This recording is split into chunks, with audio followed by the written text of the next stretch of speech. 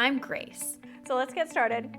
I'm a recipe blogger, family-taught home chef, Cheers. Cheers. iPhone-only photographer, and proud New Englander. A classic Caprese sandwich transports me right back to the sunny streets of Italy.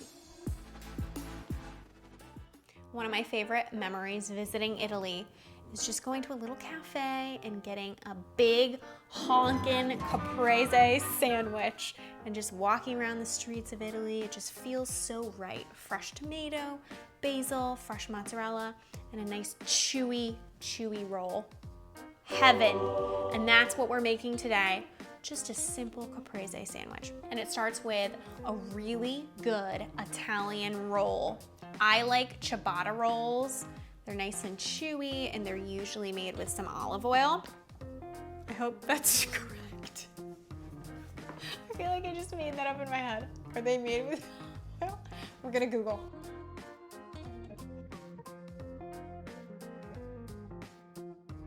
Yeah! No!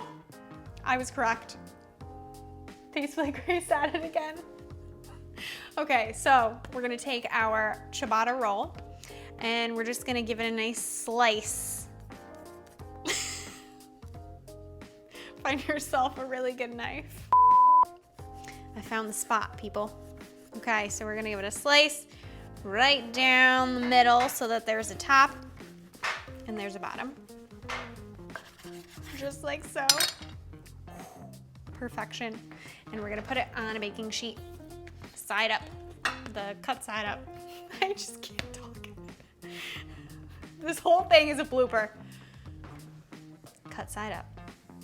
Now we're going to very seriously bring this over to the oven, and we're going to broil our bread for about 2 to 4 minutes until it just gets a little bit toasty. Not too toasty, just a tiny bit. I'll show you what I mean.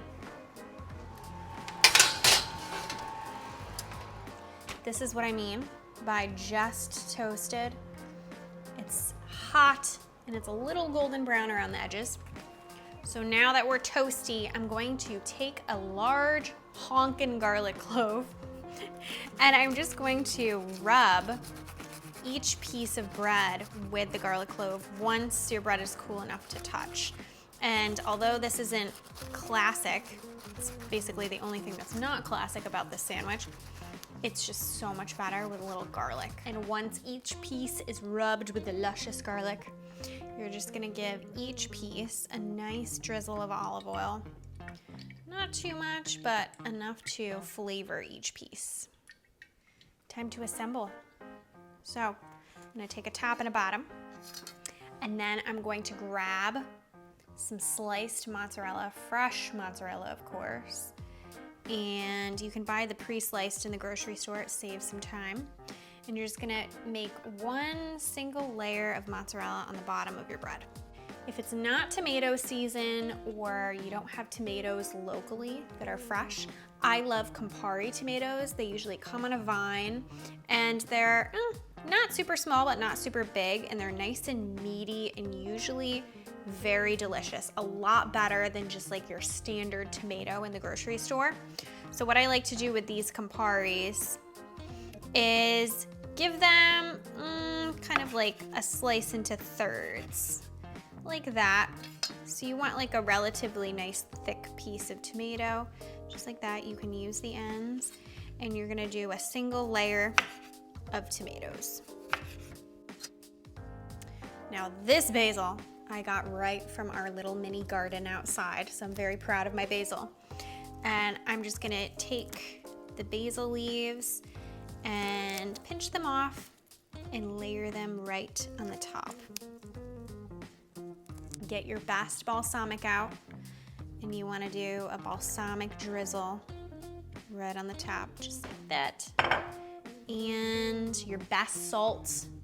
Quality ingredients are key here because the ingredients are relatively simple to make this awesome sandwich. And then pop that top right on. And I'm gonna cut this guy in half.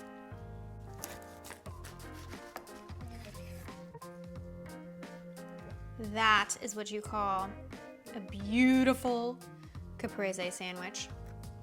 The mozzarella protects the bread on the bottom. The basil protects the bread on the top so it's not soggy. Tomato right in the middle.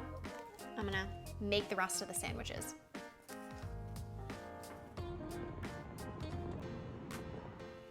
All 4 sandwiches are mine. Let's take it.